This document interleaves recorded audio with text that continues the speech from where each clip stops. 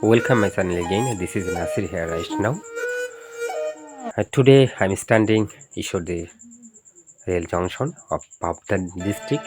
আসলে আমি এখন দাঁড়িয়ে আছি পাবনার ঈশ্বরদীতে জানেন আপনারা বাংলাদেশের সব থেকে বড় রেল জংশন হিসাবে চিহ্নিত করা হয়। ছোটোবেলায় বইতে অনেক পড়েছি, কিন্তু এখন দেখতে গেলে মনে হয় যে এটা আসলে পড়া হয়েছিল। এবং when I was a student of university, lot of times I went to Dhaka across the Pabna.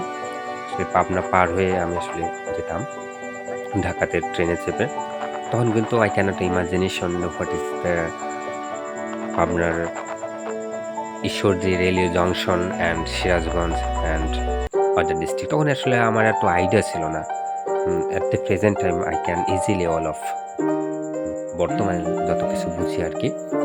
আসলে এই ভিডিওটি ধারণ করার অর্থ হচ্ছে, তখন আমি ছাত্র ছিলাম, সেই স্মৃতিচারণ থেকে today I am remembering that the time when I was student.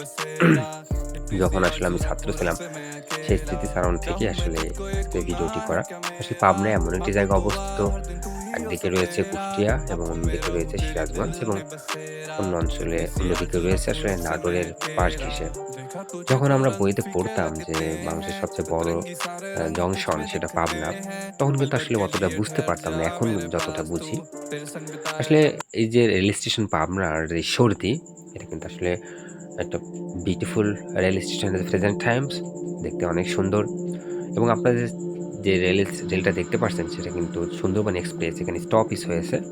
আগামী মাস থেকে কিন্তু এটা থাকবে না, কারণ ঢাকা টু খুলনা, খুলনা টু ঢাকা যে সুন্দরবন ট্রেনটা চলতো সেটা কিন্তু আগামী মাস থেকে সেটা থাকছে না।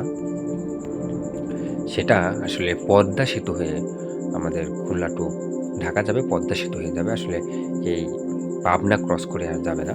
আমরা একটা মাত্র ট্রেন পাবো, সেটা হচ্ছে যারা এই রুট দিয়ে ঢাকা যাবে, চিত্রা থাকবে। এখানে আসলে অসংখ্য মানুষের সমাগম হয়ে থাকে। মানুষ এদিকে ওদিকে যাচ্ছে, কেনাকাটা করছে। আমিও কিছু কেনাকাটা করেছি, কিছুটা খেয়েছি, এবং আপনাদের এখন কিন্তু ভিডিও ধারণ করে আসলে দেখানোর চেষ্টা করছি। তো সেই সময় the time I was student at the present times, so much difference now. আসলে সেই সময় আর এই সময়ের মধ্যে বহুত পার্থক্য এখন নিজের কাছে মনে হয়।